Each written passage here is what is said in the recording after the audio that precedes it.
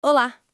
Hoje a gente vai dar uma olhada mais de perto em como o Tribunal de Contas da União, o TCU, toma suas decisões. Isso aí. Vamos usar como base o regimento interno deles, especificamente o título 3, que fala das deliberações. A ideia é entender a estrutura por trás dessas decisões que, bom, afetam bastante o controle do dinheiro público, né? Exatamente. É fundamental entender essa mecânica. Para começar, então, parece que o TCU não tem um jeito único de decidir. O regimento fala em diferentes deliberações. É isso? Que o plenário e as câmaras podem usar. Isso mesmo. Não é tudo a mesma coisa. Tem a instrução normativa, que serve para disciplinar alguma matéria da competência geral do tribunal. Tipo uma regra geral. Exato. Aí tem a resolução, mas para coisas internas, sabe? Aprovar o regimento, a estrutura, essas coisas. Certo. Tem também a decisão normativa para fixar um critério, uma orientação mais específica. O parecer, que é bem conhecido por causa das contas do presidente, mas pode ser sobre outras questões legais também. Uhum. E claro, os acórdãos. Esses são talvez os que a gente mais ouve falar, usados para quase todas as outras decisões do TCU sobre a sua competência de controle. Entendi. E por que essa separação toda? Qual a importância disso? Olha, essa distinção é crucial. Cada tipo de ato tem um propósito bem definido, um peso diferente e, claro, um processo para ser criado.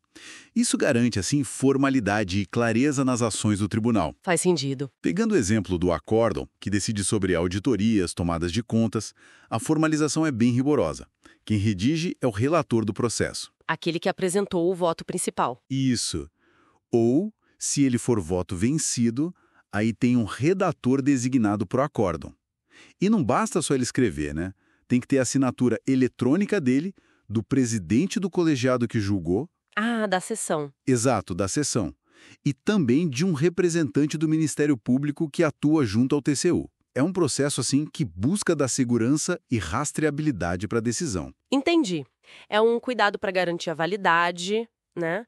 E o que tem dentro de uma decisão dessas, tipo um acórdão? O regimento detalha a estrutura. Detalha, sim. E isso é super importante para a transparência. Geralmente, a estrutura básica inclui o relatório, que é um resumo do caso, o que foi investigado. Ok. Depois vem as análises, né? Da área técnica do tribunal e, se for o caso, do Ministério Público junto ao TCU. Aí tem a parte da fundamentação. Que é onde o relator explica por que decidiu daquele jeito. Exatamente. As razões de fato e de direito. E, por fim, a decisão mesmo, o dispositivo. Se tiver algum ministro que discordou, a ressalva dele, o voto vencido, também fica registrado. Nossa, bem completo. Fica todo o raciocínio ali documentado. A ideia é essa. Tá, então a gente viu os tipos de decisão e como elas são por dentro.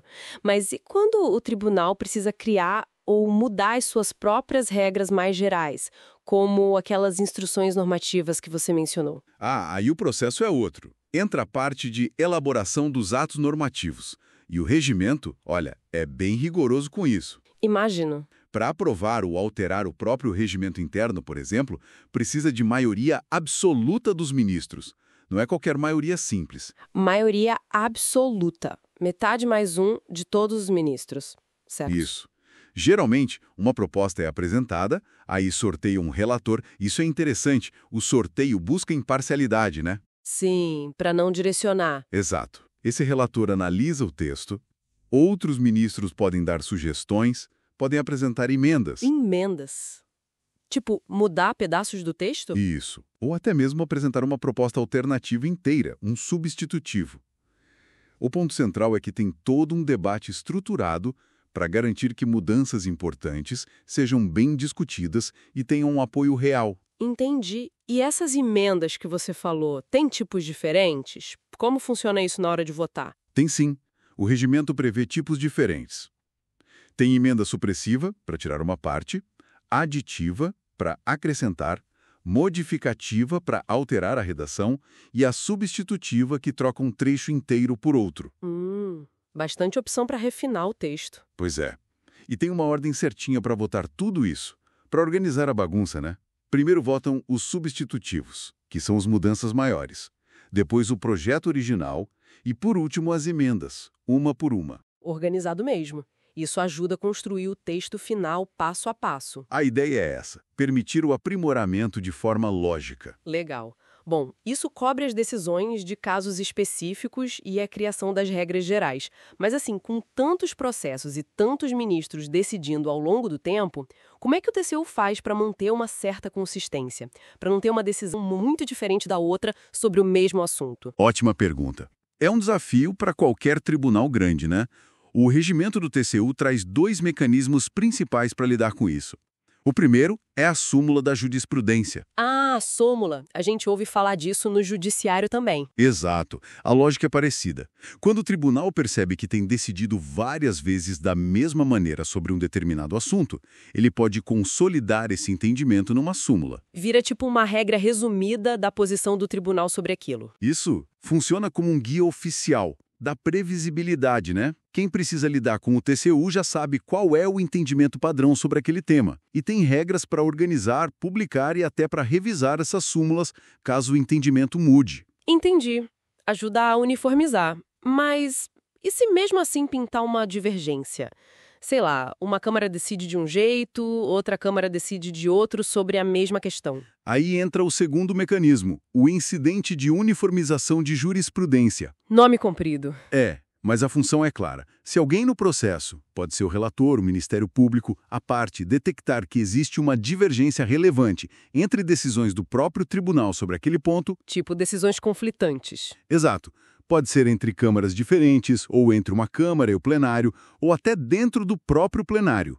Aí pode ser pedido para instaurar esse incidente. E o que acontece? O plenário do tribunal vai analisar essa controvérsia específica. O objetivo é justamente resolver a divergência e definir qual é o entendimento que deve prevalecer. Pacificar a questão, então. Exatamente. E o resultado disso pode até levar à criação de uma nova súmula ou à alteração de uma já existente, para consolidar a nova posição. É uma ferramenta para garantir a coerência interna. Muito interessante. Então, tem mecanismos para tentar manter a casa em ordem, digamos assim? Em resumo, o que a gente vê nesse trecho do regimento interno é um esforço bem grande para estruturar todo o processo de decisão do TCU. Desde o tipo de ato correto para cada situação, Sim. passando pela forma como as decisões são construídas, com relatório, fundamentação, tudo documentado, até esses mecanismos para consolidar e uniformizar a jurisprudência, como a súmula e o incidente de uniformização. Tudo isso busca dar o quê? Robustez, transparência e segurança jurídica para as ações do tribunal. Fica bem claro, né? Que não é algo aleatório. Existe um sistema pensado por trás, complexo sim, mas com uma lógica para ser rastreável e consistente. Exato. Isso tudo me faz pensar, como será que essa busca interna do TCU por clareza, por formalidade, por uniformidade nas suas decisões, como será que isso acaba influenciando a percepção que a sociedade tem sobre a justiça e principalmente sobre a eficácia do controle das contas públicas aqui no Brasil? É algo para a gente refletir, né? Com certeza. É uma conexão importante